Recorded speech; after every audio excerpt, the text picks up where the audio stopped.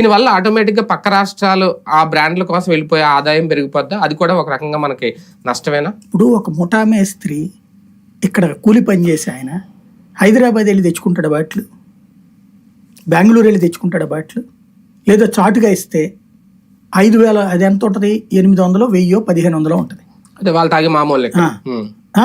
ఈ పెద్దది లెక్కర బాటిల్ అది ఎంత ఉంటుందో నాకు తెలియదు. బాటిల్ వేలల్లో కూడా ఉంటాయి, వేలల్లో ఉంటాయి. మరి అవి కొంటాడు ఇతను, వేలు కొనలేరులే. మరి అసలు సమస్య వాళ్ళది కదా. మిగతా వాళ్ళ గురించి ఎందుకు నీకు? మద్యంలో కంట్రోల్ చేయాల్సింది ఎవరిని? బలిసినోడి గురించి మనం కంట్రోల్ చేయక్కర్లా. చూసుకుంటాడు, వాడి హెల్త్ కి ప్రాబ్లం వచ్చిన వాడి హాస్పిటల్, పెద్ద పెద్ద హాస్పిటల్కి పోతాడు, లేదంటే వీకెండ్ వెళ్ళి హైదరాబాద్ లో ఎంజాయ్ చేస్తాడు. కాబట్టి వాడి గురించి మనకెందుకు?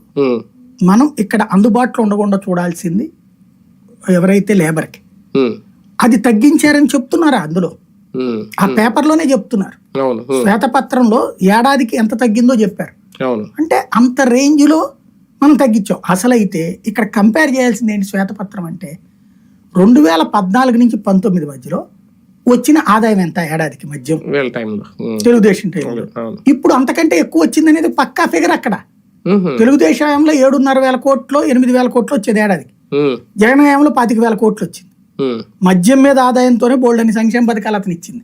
కానీ అప్పటికిప్పటికి కంపేర్ చేయలేరేమో. అలా కదా కంపేర్ చేస్తే ఏమవుద్దంటే, ఇప్పుడు ప్రభుత్వం నిర్వహించింది 5 ఏళ్ళు కంప్లీట్ గా, అప్పుడు పూర్తిగా టెండర్ల ద్వారా మద్యం షాపులు దక్కించుకొని అలా కొంత ఆదాయం పక్కకు పోయింది కదా. మరి అంటే అప్పుడు దోచుకున్నట్టు కదా.